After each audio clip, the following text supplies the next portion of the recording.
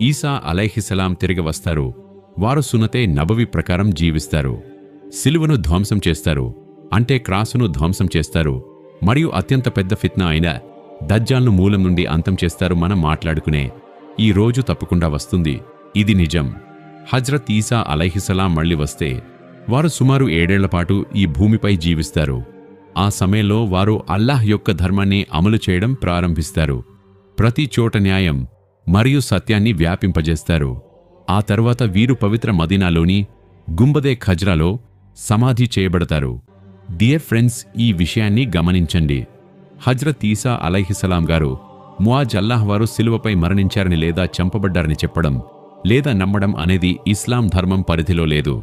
ఎందుకంటే ఖురాన్ షరీఫ్లో స్పష్టంగా చెప్పబడింది, వారిని సిలువపై ఎక్కించలేదు మరియు చంపలేదు, కానీ అల్లాహ్ తబరక్ వతాలా వారిని ఆకాశం పైకి ఎత్తుకున్నాడు.